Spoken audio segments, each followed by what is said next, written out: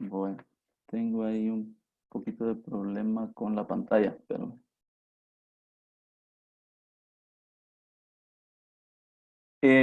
para hablar de manejo de vía aérea es importante conocer la clasificación anatómica de la vía aérea. Eh, Tenemos una vía aérea superior que va a incluir nariz, senos paranasales, faringe, laringe, tráquea y extratorácica, y una vía aérea inferior que incluye tráquea intratorácica, bronquios y bronquiolos. Es importante esta clasificación anatómica para nosotros poder determinar clínicamente a qué grado puede estar una lesión o puede estar una obstrucción, y en base a eso nuestro actuar terapéutico ante una emergencia, ¿verdad? Clínicamente la obstrucción de vía aérea superior, como bien hemos aprendido en otras clases, nos va a dar un estridor inspiratorio. Y cuando hay una obstrucción, ya sea en pacientes asmáticos o bronquiolitis, ya va a haber un estridor expiratorio, ¿verdad? Eso nos podría ayudar bastante a identificar, ¿verdad?, a qué nivel está el grado de la obstrucción, perdón. Importante las características anatómicas en el paciente pediátrico, sobre todo paciente menor de 8 años, ¿verdad? Que es diferente a la vía aérea del paciente adulto. En relación a cabeza y occipucio va a ser más grande, la lengua va a ser de mayor tamaño, la epiglotis va a ser más angosta y corta, la tráquea más pequeña, corta y angosta. La vía aérea va a ser en forma de embudo, eh, teniendo como referencia el cartílago cricoides, teniendo como referencia el cartílago cricoides, que es la parte inferior. Entonces tenemos aquí la forma de embudo de la vía aérea pediátrica, vía aérea superior pediátrica, y esta es la vía aérea superior de un paciente adulto, que es de forma cilíndrica, ¿verdad? Entonces esas características especiales en el paciente pediátrico nos van es necesario tenerlas en cuenta, ¿verdad? Para poder hacer abordaje de la vía aérea. En tipos de vía aérea, eh, en esta clasificación no es meramente anatómica, la encontramos en el PALS, sino que es de acuerdo al estado de la vía aérea. El estado de la vía aérea puede ser despejada, mantenible y no mantenible. Y hablamos de una vía aérea despejada cuando la vía aérea está abierta, que no hay ninguna obstrucción, el paciente puede tener dificultad para respirar, cierto grado de dificultad para respirar, pero la vía aérea va a estar despejada. Mantenible quiere decir que la vía aérea está obstruida, pero se puede ayudar al paciente a abrir esa vía aérea con maniobras sencillas que las vamos a ver más adelante, ¿verdad? Y no mantenible es cuando ya tenemos que hacer un abordaje más invasivo de la vía aérea para poder permeabilizar dicha vía. Ya, por ejemplo, intubación, una cricotirotomía. Las maniobras simples para abrir y mantener una vía aérea superior, como podemos ver acá, debemos dejar que el niño, si está semiconsciente o está todavía consciente, debemos dejar de que él adopte la forma donde él se sienta más cómodo, o si no, ya poder ayudarlo con la maniobra de extensión de la cabeza y elevación del mentón. Aquí tenemos que tener cuidado, sobre todo en pacientes con traumatismo cráneoencefálico o politraumas, donde sospechemos de que hay lesión cervical. Entonces, está contraindicada esta maniobra, o sea, es preferente hacer la maniobra de tracción mandibular, donde no vamos a manipular tanto el cuello, es elevar la mandíbula en la parte de la articulación temporomandibular, para que pueda levantarse el mentón y pueda permeabilizar y pueda tener un mejor flujo de aire. Dentro de las maniobras también, o dentro de las maniobras para mantener la permeabilidad de la vía aérea, la aspiración de secreciones, si hay obstrucción de la vía aérea por cuerpo extraño, también eliminar dicho cuerpo extraño por las técnicas que nosotros conozcamos, ¿va? Ahora ya las intervenciones avanzadas se van a realizar para una vía aérea no permeable. Dentro de ellas ya es... Y realmente... ¿Sí? Seguí, Homero, seguí. Dentro de las intervenciones avanzadas, estábamos viendo de que ya es brindar, por ejemplo, presión positiva con una bolsa autoinflable y mascarilla, que todos ya conocemos, ¿verdad?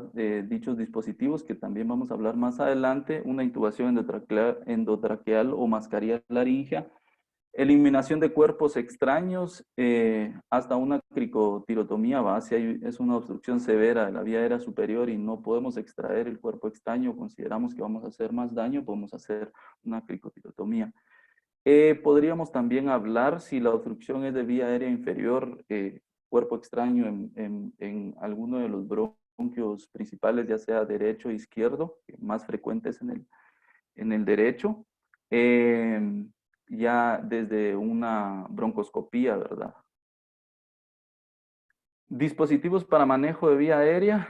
Hay varios dispositivos de los cuales vamos a hablar las características especiales de cada uno y en qué momentos o en qué situaciones clínicas vamos a utilizarlos. ¿Va? Máscara de no reinhalación, bolsa autoinflable, bolsa de anestesia, cánula orofaringea, cánula nasofaringea, tubo endotraqueal, una intubación nasotraqueal también, y podemos hacer uso también de la máscara laringea. La máscara de no reinhalación es una máscara que lo que nos va a ayudar es a proporcionar altas concentraciones de oxígeno sin que se reinhale el CO2 exhalado. Si tenemos a un paciente en una sala y con cánula binasal, por más flujo que nosotros le pongamos, siempre va a estar respirando del aire ambiente, aunque no respire su CO2, pero siempre va a estar respirando el aire ambiente. Entonces, no le vamos a garantizar las altas concentraciones de oxígeno que le garantizamos con este tipo de máscaras, ¿verdad? Tiene las siguientes características: un flujo de aire, un reservorio. Aquí tenemos una válvula unidireccional donde solo va a pasar oxígeno, no se va a revolver con el CO2 que exhala el paciente, y tiene una válvula exhalatoria que lo que hace es la salida del CO2, ¿verdad? Entonces aquí es bien difícil que reinhale su CO2, es muy útil para cuando nosotros queremos proporcionar altas concentraciones de oxígeno. Un aproximado de el FiO2 que nosotros querramos proporcionarle en esta tablita. Aproximadamente, si estamos en 6 litros por minuto acá en el flujómetro, le estamos proporcionando un 55 y así sucesivamente. Hay estudios que refieren de que no podemos llegar hasta un 90% por más flujo que le pongamos, sino que lo más que podemos aportar de FiO2 en estos pacientes con este tipo de dispositivo es hasta el 80%. Por ahí podemos guiarnos. La bolsa autoinflable que todos hemos utilizado y todos conocemos, tiene un flujo de aire unidireccional y una bolsa de reservorio.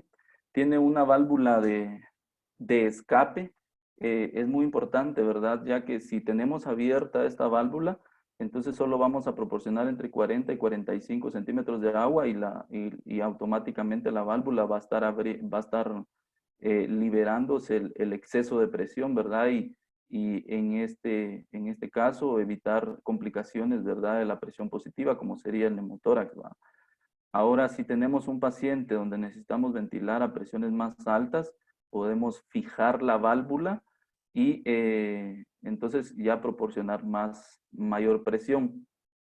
Estos dispositivos tienen una forma de exhalar el CO2, ya sea por esta vía. Hay varios modelos y varios varios modelos de bolsas autoinflables, ¿verdad? Unos traen aquí en esta punta la exhalatoria de CO2, otros que traen medidores de presión para más o menos saber cuánto de presión le vamos a estar dando al paciente, y hay otros dispositivos que van a traer adaptadores para colocarles válvulas de PEP, ¿verdad? Para pacientes que ya están reclutados y no querramos que se recluten, entonces podemos usar las válvulas de PEP, ¿va? Importancia de las bolsas autoinflables es de que se pueden utilizar ya sea con una fuente de oxígeno, o se puede también utilizar en ambientes extrahospitalarios, ¿verdad? No requiere necesariamente una fuente de gas para poder dar presión positiva. Dentro de las desventajas es de que está diseñada únicamente para ventilar a pacientes inconscientes o que nosotros hayamos sedado, ¿verdad? En esta imagen tenemos más o menos, también es importante reconocer el área que debe cubrir la mascarilla que vamos a colocarle a una bolsa autoinflable, que debe ser entre el puente nasal, mentón, ¿verdad? Sin que cubra los ojos para no provocar otras lesiones y evitar fugas.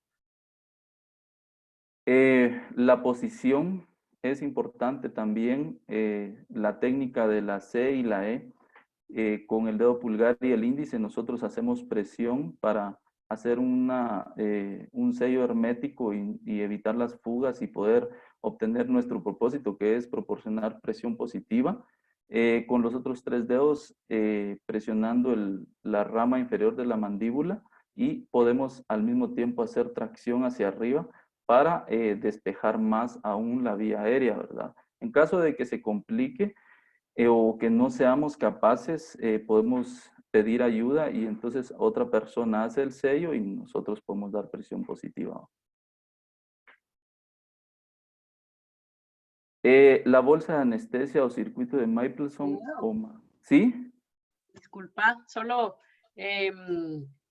Open Pediatrics da unos como tips para no perder el sello que se hace con la mascarilla, que obviamente aparte de la técnica de la C y la E, ellos dicen que si uno no logra obtener el sello inmediatamente, pues que hay que, si es solo una persona, ¿verdad? Hay que reposicionarse nuevamente uno como médico, ¿verdad? Y aparte de hacer la técnica de CIE, ellos dicen que a veces es mejor, si no se logra el sello, utilizar una mascarilla que sea un poco más pequeña, siempre que abarque nariz y boca, ¿verdad? Que con esta se puede hacer un poquito más de sello. Y también si es solo, también podría colocarse la barbilla sobre la mascarilla y poder evaluar también la expansión del tórax. Y en todo caso, si sigue habiendo fuga, ellos pueden referían colocar una gasita alrededor de que fuera húmeda alrededor de la mascarilla y hacer presión, ¿verdad? Con 2 personas. Nada más. Gracias, doctora. Entonces, con respecto a la bolsa de anestesia, es otro dispositivo, ¿verdad?, que va a contar con una válvula de control de flujo en la porción distal de la bolsa. Va a tener una conexión para oxígeno y un reservorio que puede ser de diferentes tamaños, ¿verdad?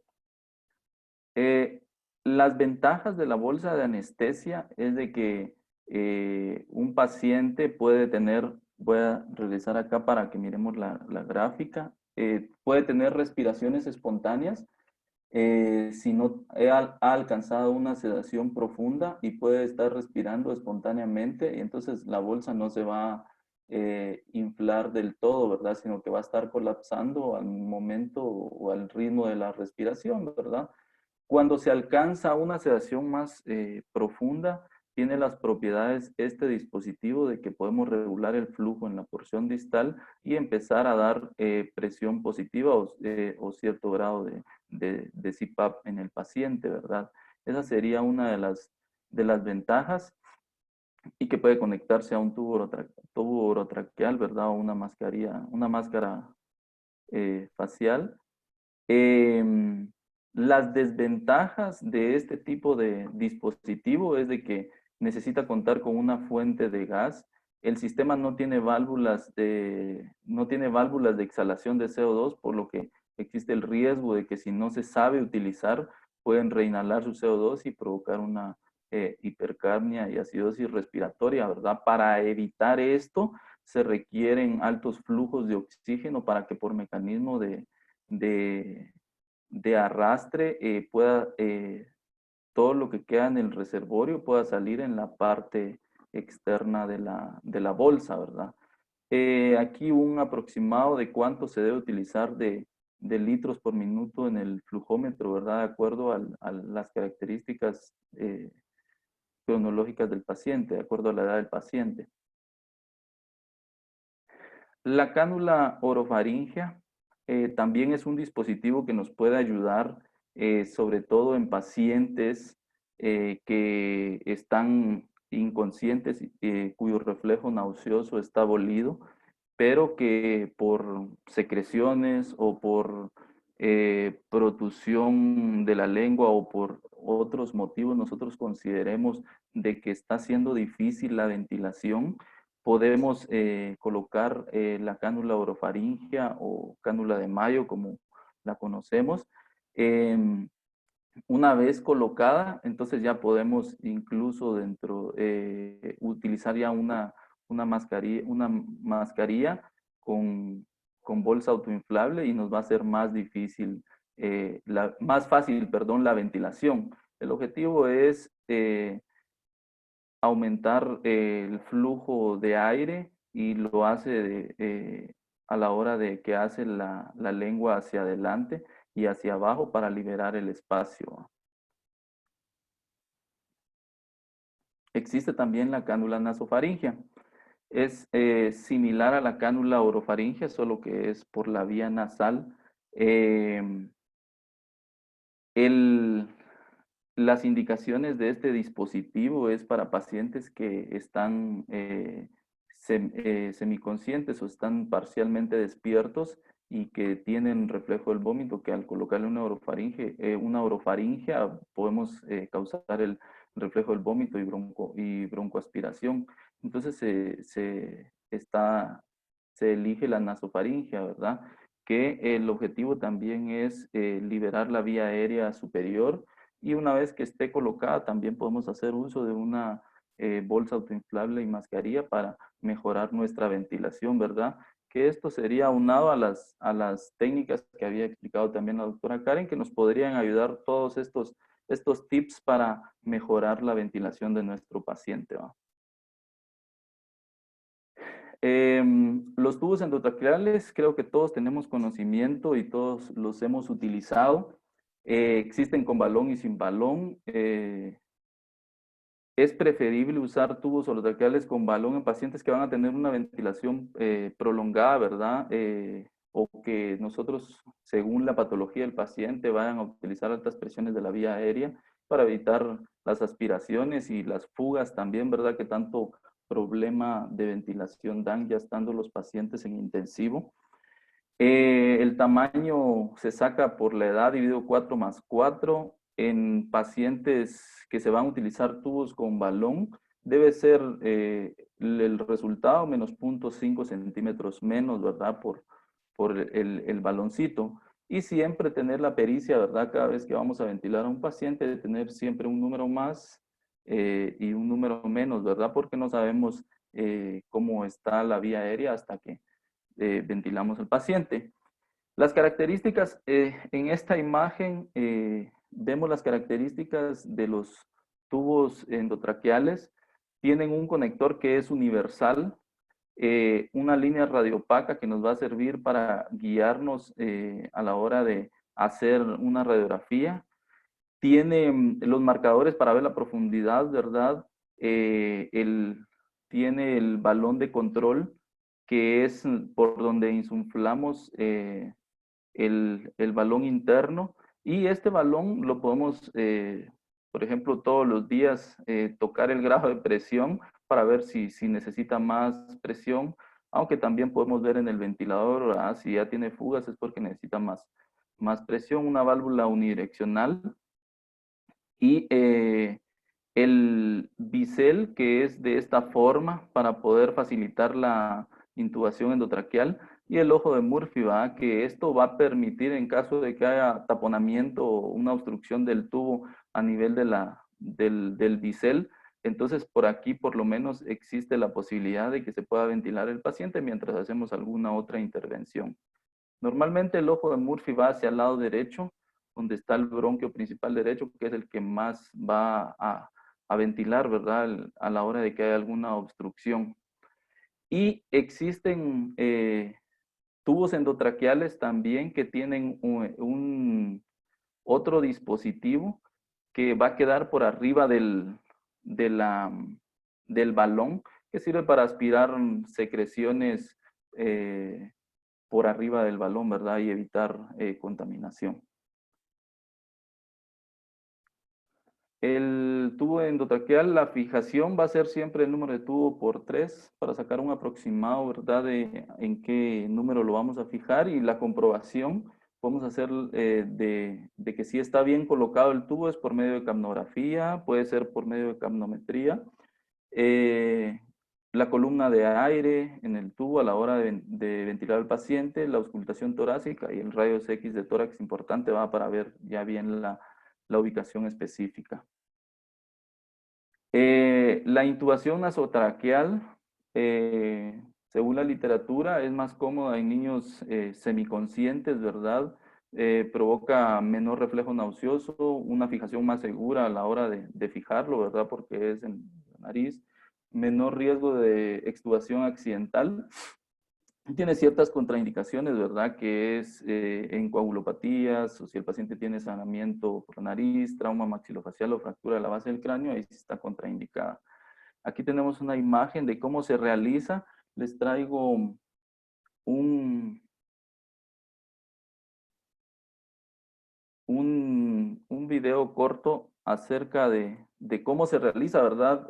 Lo consideré colocar ya que no es frecuente, de hecho, que nosotros practiquemos ese tipo de intubación, ¿verdad? Lo primero es buscar la narina más permeable, colocación de vasoconstrictores de tipo oximetazolina. Podemos, una vez que elegimos la narina que por donde vamos a colocar el tubo, podemos poner una sonda nasogástrica con gel como guía para colocación del tubo. Como vemos ahí en el vídeo.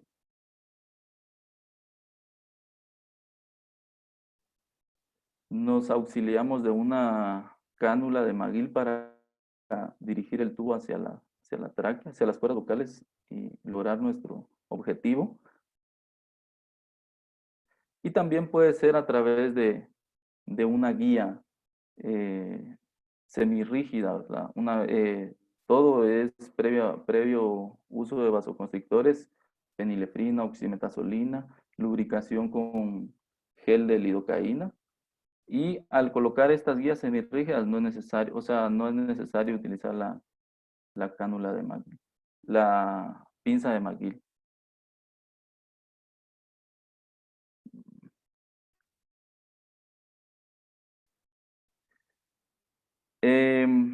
Las máscaras laríngeas, que también no es frecuente que nosotros las usemos, son tubos con una pequeña máscara que se coloca en la entrada de la laringe. Su extremo distal queda en el esófago, permitiendo que el orificio de salida de aire quede delante de la glotis.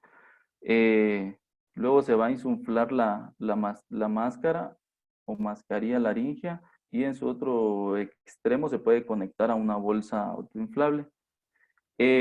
También les traje una pequeña demostración, un pequeño video demostrativo de como podemos ver, hay diferentes tamaños, ¿verdad? La ventaja de estas es de que ya vienen prediseñadas de acuerdo al peso del paciente, por ejemplo, este paciente, esta sirve para un paciente entre 30 y 50 kilos, una tamaño 3, trae el volumen que se debe insuflar a la máscara, una línea que es la que va a quedar guiada hacia el paladar duro, trae el dispositivo para insuflar la máscara. Tenemos que comprobar previa colocación de la mascarilla laringea si está bien, si no está perforado. De ahí nuestro paciente en posición de olfateo, vamos a previa lubricación con gel de lidocaína, fijamos esta con la mano más hábil, fijamos en esta porción dirigida, hacemos presión contra el paladar duro e introducimos la mascarilla, ¿verdad?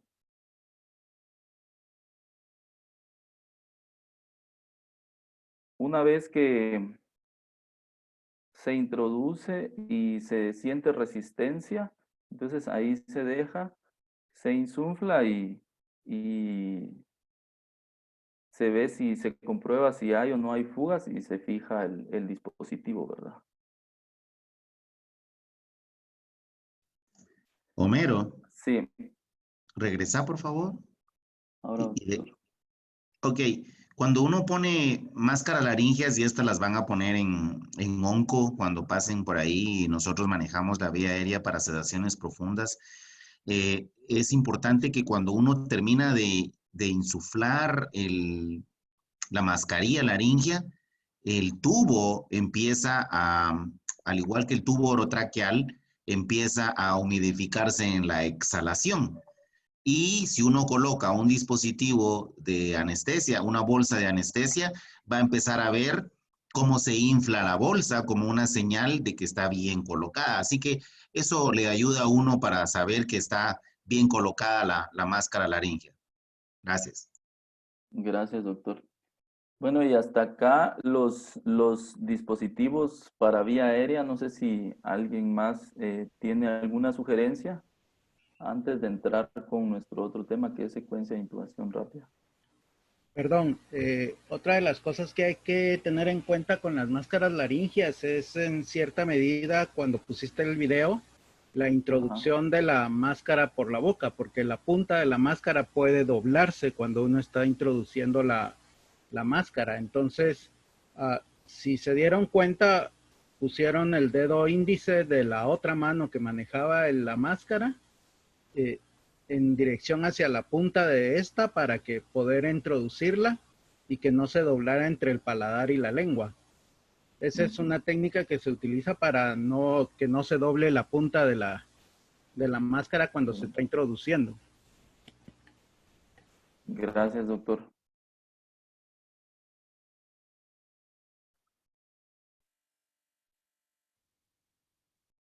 Bueno, ahora vamos a pasar a secuencia de intubación rápida. La secuencia de intubación rápida consiste en el actuar de forma organizada y secuencial para tener éxito en la intubación de un paciente que requiere apoyo ventilatorio. Tenemos esta gráfica que es bastante descriptiva de todo lo que no se debería de hacer en una secuencia de intubación rápida. Así de manera rápida podemos ver que el paciente está despierto, no está en posición de olfateo, el médico que está ventilando o está tratando de buscar la vía aérea que fijo en esa posición no la va a encontrar. El que va a ayudar a hacer, o el que está asistiendo y ayudando al médico que está haciendo presión cricoidea, no la está haciendo de manera correcta. Y ver las constantes hemodinámicas del paciente, ¿verdad? Una presión en 150, 90, está hipertenso, taquicárdico y está desaturado y de esa manera están intentando ventilarlo. Entonces, como habíamos dicho, la secuencia nos va a ayudar, ¿verdad?, a actuar de forma rápida y de manera organizada y también vamos a disminuir el riesgo de aspiración en situaciones especiales. Normalmente los pacientes que vamos a abordar con esta secuencia rápida de intubación son pacientes que no están programados. Nos va a tocar ventilar a pacientes que tal vez estaban en pisos o que ya se habían extubado y fallaron nuevamente. Entonces no son pacientes que tenían la cavidad gástrica vacía y el riesgo de broncoaspiración es elevado, ¿verdad? Entonces, hay una forma de organizarse para hacer esta secuencia, ¿verdad? Lo cual no quiere decir de que lo vamos a hacer de forma lenta, sino que lo vamos a hacer de forma dinámica y organizada, ¿verdad? Dentro de ellos, la preparación de nuestro material de equipo, preparación de personal, datos relevantes de la historia clínica, lo cual llevó al fallo ventilatorio del paciente y por lo cual lo vamos a ventilar. Una evaluación básica de la vía aérea, antecedentes, ¿verdad? Creo que nosotros en intensivo, en el intensivo de UNICAR, un dato que siempre preguntamos y que siempre los anestesiólogos nos dan es de que si fue de difícil ventilación o si fue de fácil ventilación, ¿verdad? Eso tenerlo como antecedente, sobre todo en pacientes dismórficos, ¿verdad? Que a veces son difíciles de vía aérea, nos va a ayudar, ¿verdad? Para organizarnos bien previo a ventilar a nuestros pacientes. La preoxigenación, importante, ¿verdad? Aportar oxígeno al 100% durante 2 a 3 minutos o si es mayor tiempo necesario para alcanzar saturaciones adecuadas antes de ventilar al paciente. Si el paciente está inconsciente, usar nuestros dispositivos que ya mencionamos, ¿verdad? Cánula orofaringea y bolsa autoinflable. La premedicación, que tenemos un amplio arsenal, ¿verdad? Y que vamos a hacer las diferentes combinaciones en dependencia del cuadro clínico o el entorno clínico del paciente. La presión cricoidea una vez que el paciente está profundamente sedado y la intubación una vez que hayamos visualizado la tráquea y finalmente la eliminación de la presión cricoidea una vez que ya tengamos segura la vía aérea, ¿verdad? Importante y es conocer los medicamentos en secuencia de intubación rápida, ¿verdad? Para fácil manejo. Se pueden catalogar en 3 grupos. Están los vagolíticos, dentro de ellos atropina y glicopirrolato, que vamos a ir haciendo la descripción de cada uno de estos medicamentos. Está la sedación y analgesia, que también, como podemos ver, tenemos un amplio arsenal de medicamentos, y los relajantes musculares, ya sean de tipo despolarizantes o no despolarizantes, ¿verdad?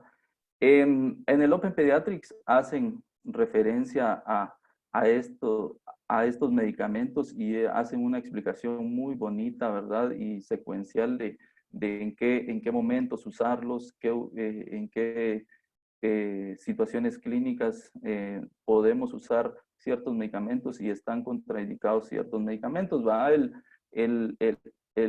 doctor que explica en el vídeo, habla de los vagolíticos como apetitivos, con sedación y analgesia como plato fuerte, y relajantes musculares es como, lo habla como póster, ¿verdad? Una vez que ya tengamos sedado y analgesiado a nuestro paciente, entonces ya usamos este otro grupo de medicamentos.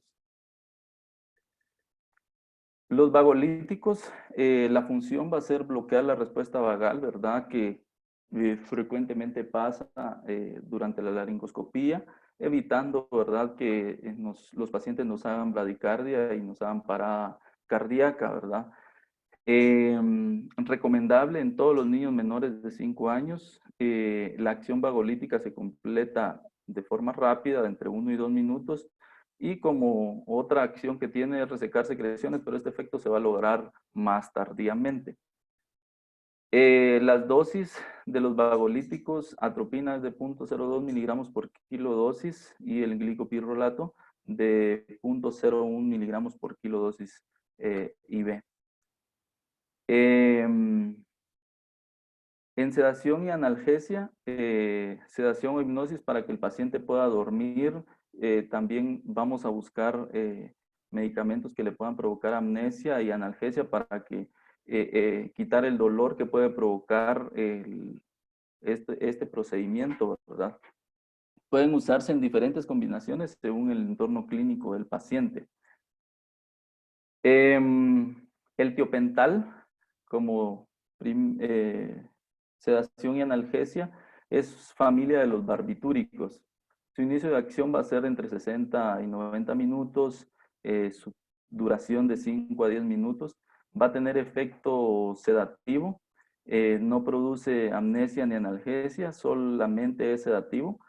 Tiene buen control sobre la presión intracraneana, pero tiene la desventaja de que provoca alteración hemodinámica, ¿verdad? Entonces, Perdón. Inicio de acción en 60 a 90 minutos y tiempo de perdón, acción doctor, de 5 a 10.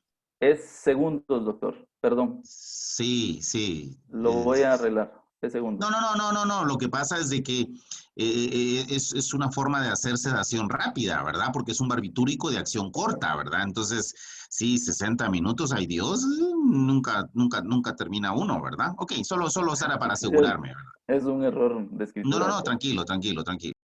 Gracias, doctor. Entonces, dentro de los puntos importantes, ¿verdad? Y que tiene buen control sobre la presión intracraneana, pero no se puede utilizar en pacientes hemodinámicamente inestables, ¿va? O hipotensos. La ketamina, su inicio de acción es, se puede usar IV o IM, ¿verdad? Dentro de su inicio de acción va a ser entre 1 y 2 minutos. Si se administra por vía intravenosa y intramuscular va a ser un poco más retardada su inicio de acción. La duración, al igual, va a ser entre 20 y 60 minutos si es vía intravenosa y si es vía intramuscular entre 30 y 90 minutos. Es un sedativo, disociativo, anestésico y analgésico. No recomendado en presión intracraneana aumentada, ¿verdad? Aunque ya habíamos visto en clase anterior cuando hablamos de convulsiones, de que está en discusión, ¿verdad? Este efecto, ya que hay estudios de que refieren de que no hubo tanto aumento de la presión intracraneana, ¿va? Pero ahí queda a discreción del entorno clínico del paciente. Es muy útil en pacientes inestables hemodinámicamente, ya que provoca una liberación de catecolaminas endógenas y con esto secundario aumento de la presión arterial. Entonces, podría ser recomendado, ¿verdad?, en pacientes con hemorragias o que lleguen inestables o hipotensos a la emergencia, ¿va? También tiene efecto broncodilatador a nivel de las vías respiratorias. Un efecto adverso son los terrores nocturnos, ¿va? Que se recomienda asociarlos con midazolam. Y tiene efecto cialogogo o producción de secreciones, ¿verdad? Que se puede evitar, como habíamos visto, con atropina o glicopirrolato, ¿va? Las dosis de 1 a 3 miligramos por kilo dosis IV y de 2 a 4 miligramos por kilo IM, dentro de los puntos importantes que ya mencionamos, que podemos usarlos en pacientes inestables hemodinámicamente, ¿va? Sobre todo hipotensos. Midazolam y fentanilo son medicamentos que usamos muy frecuentemente. Acá tenemos el inicio de acción de 1 a 3 minutos, duración dura entre 1 a 2 horas, provoca amnesia y sedación. Tenemos que tener cuidado si no queremos alcanzar una sedación profunda, ya que provoca depresión respiratoria e hipotensión, ¿verdad? El fentanilo, su acción inicia entre 1 y 2 minutos, su duración entre 30 y 60 minutos, provoca analgesia y provoca menos alteración hemodinámica que el midazolam. Dentro de sus desventajas es de que provoca rigidez de la pared torácica si se administra a dosis altas o en forma de bolus rápido, ¿verdad? Entonces hay que tener cuidado. Las dosis de mida entre 0.1 miligramo por kilo dosis, fentanil de 2 a 4 miligramos por kilo dosis. Y se pueden combinar y usar medias dosis para procedimientos cortos y evitar efectos adversos, ¿verdad? Al combinar estos medicamentos estaríamos logrando amnesia, sedación y analgesia, ¿va? Que sería una buena combinación. Lo recomiendan, como bien dice acá, a dosis medias, o sea, pasar por, por poquitos, ¿verdad? Hasta alcanzar nuestro objetivo. Si el paciente ya se está despertando, o sea, si queremos hacer procedimientos cortos, está muy bien indicada esta asociación de medicamentos, ¿verdad? Perdón, Propofol, ¿puedo agregar algo? ¿sí? Gracias. Regresar a fentanilimiab. Una vez con el doctor Mac revisábamos que el fentanilo también hay que tener cuidado en asma porque puede dar liberación de histamina y puede aumentar el broncoespasmo. Nada más eso quería comentar. Gracias, Sergio. El Propofol, el inicio de acción, 60 segundos, duración entre 5 y 10 minutos. Tiene una duración corta, tiene efecto sedativo, tiene escaso efecto antiemético. Los pacientes se despiertan lúcidos, por lo que no provoca alteraciones de delirio como la ketamina. Es eficiente en casos de hipertensión intracraneana, pero en pacientes hemodinámicamente inestables no es recomendable, ya que provoca hipotensión, ¿verdad? La dosis de 1 a 3 miligramos por kilo IV, y estos son los puntos más importantes, ¿verdad? En casos de hipertensión intracraneana y la hemodinamia del paciente. El etomidato, su inicio de acción es en 30 y 60 segundos, duración corta entre 5 y 15 minutos. Es un sedante basado en compuestos esteroideos, mantiene mejor estabilidad hemodinámica que otras drogas, puede causar movimientos clónicos en las extremidades y cuando se usa en dosis repetidas puede provocar supresión adrenal. Por eso hay que tener mucho cuidado, ¿verdad? En pacientes, sobre todo en choque séptico, ¿verdad? La dosis de 0.2 a 0.3 miligramos por kilo dosis IV. Estos son los puntos importantes de este medicamento. La lidocaína, que tiene un efecto anestésico, se puede usar como coadyuvante de medidas anteriores, ¿verdad? Que nos podría ayudar bastante. Evita los picos de hipertensión intracraneana y suprime la reactividad de la vía aérea también dentro de sus propiedades. La dosis de 1 a 3 miligramos por kilo dosis vía intravenosa, ¿no? Hasta acá no sé si alguien tiene alguna duda o algún aporte antes de pasar a los relajantes musculares.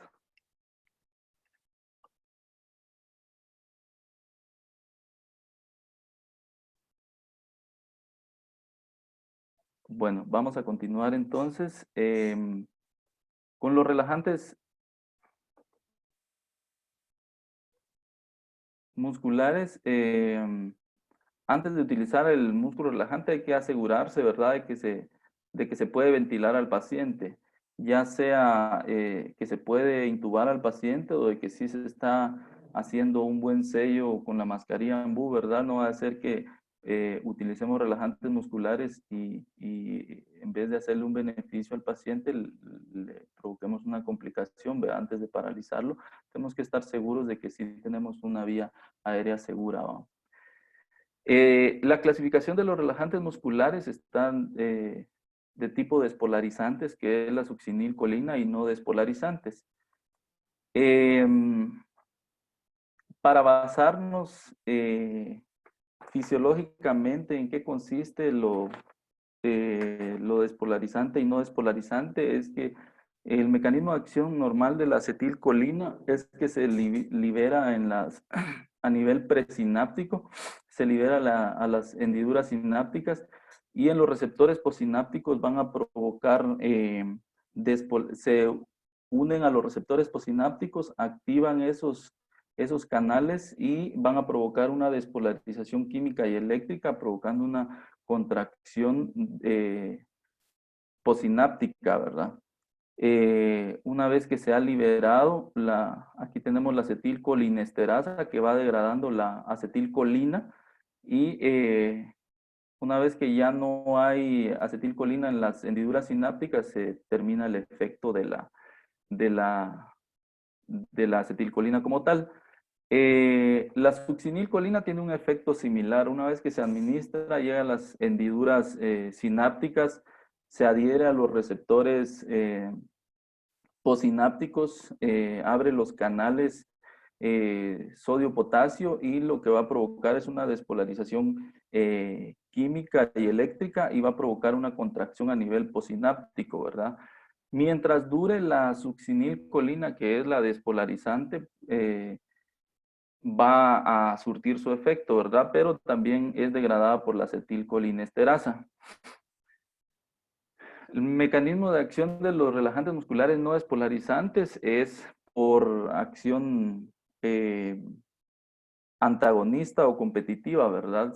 Una vez que se administra, llega a la hendidura sináptica y lo que hace acá no es despolarizar, sino que se acopla a los receptores postsinápticos y no deja que la acetilcolina actúe a nivel de los receptores postsinápticos y de esa manera es de que actúan como relajantes musculares no despolarizantes, ¿verdad?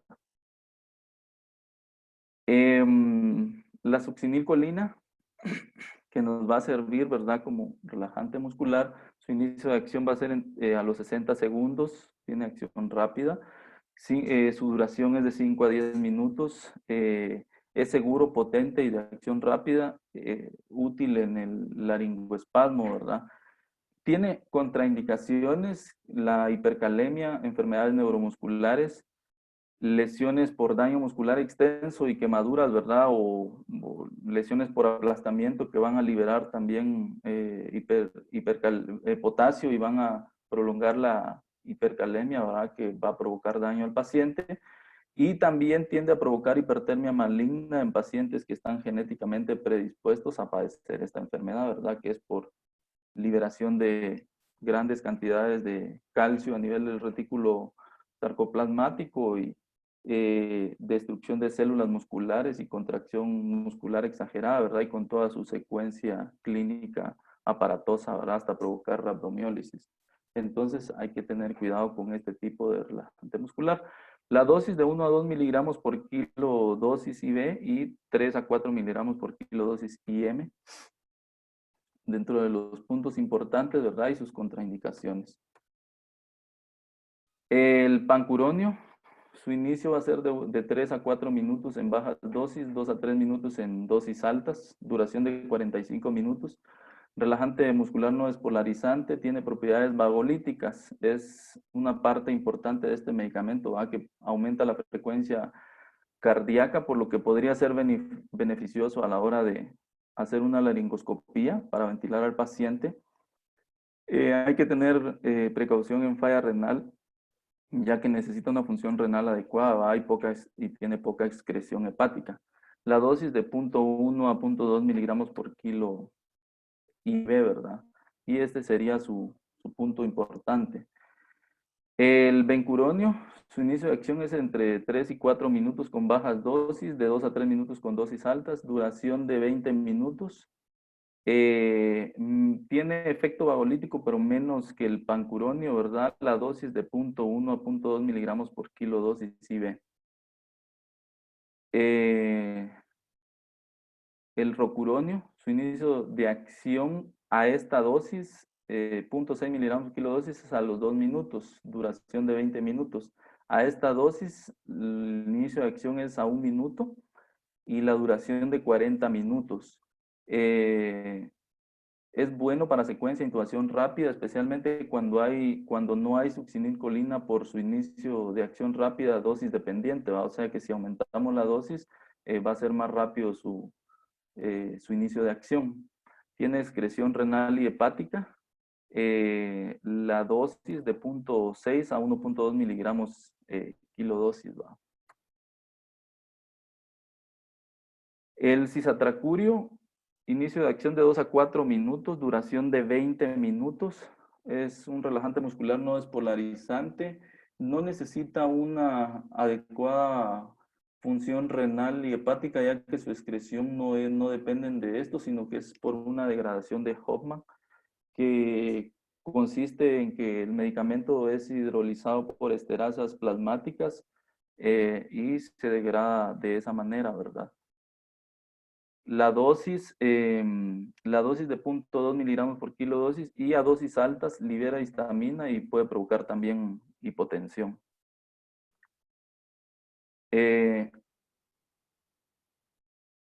Hasta acá los medicamentos y el tema de secuencia de intubación rápida. Dentro de las conclusiones, el manejo de la vía aérea va a depender del estado fisiopatológico que se encuentre o que se presente el paciente. La elección del adecuado dispositivo respiratorio debe ser individualizado según las condiciones del paciente. Deben considerarse las indicaciones y contraindicaciones de cada medicamento para asegurar la combinación más adecuada para nuestros pacientes, ¿verdad? De acuerdo al entorno clínico de cada paciente. Hasta aquí la clase. No sé si tengan alguna duda, comentarios o algún aporte al tema. Y por lo que entiendo ya terminaste, ¿verdad, Homero? Sí, doctor. Va. La verdad, Homero, te felicito. Muy bonita conferencia. La organizaste muy bien. Presentaste de manera apropiada lo que el maestro Robert Pascucci nos ha enseñado en vivo a quienes hemos podido vivirlo, estando él como maestro y todos nosotros en Open Pediatrics, en donde da una plática excelente. Te felicito de verdad. Analí, que es la que clásicamente da esta conferencia, creo que se ha de sentir orgulloso de tu conferencia. Yo quiero decirles algunas cosas en relación a mi experiencia personal. Es anecdótica y no está leída en nada. En algunos pacientes en quienes están muy inestables o su trabajo para respirar es tan malo, muchas veces yo solo utilizo una dosis muy pequeña de midazolam para producir cierta sedación y que el paciente no pelee. Utilizo después el Lambú y coloco la mascarilla y a estos pacientes muchas veces antes de utilizar fentanil yo utilizo el músculo relajante y después pongo el fentanil. Yo he tenido la oportunidad en 20 años de tener 2 pacientes con tórax rígido por fentanil. Realmente es una urgencia. Uno, la terapista le hizo un neumotórax y el otro, afortunadamente, logramos revertirlo rápidamente con succinilcolina. Pero el miedo es cuando a los que hayan tenido esta experiencia, no sé de quiénes de ustedes, el miedo es que sencillamente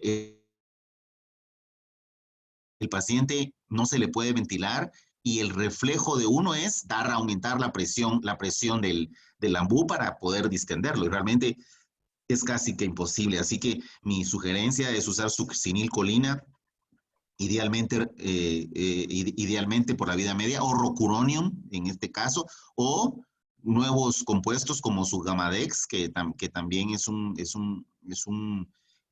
nuevo músculo relajante esteroideo que puede producir una reversión rápida del músculo relajante, mucho más rápido que succinilcolina y que rocuronium.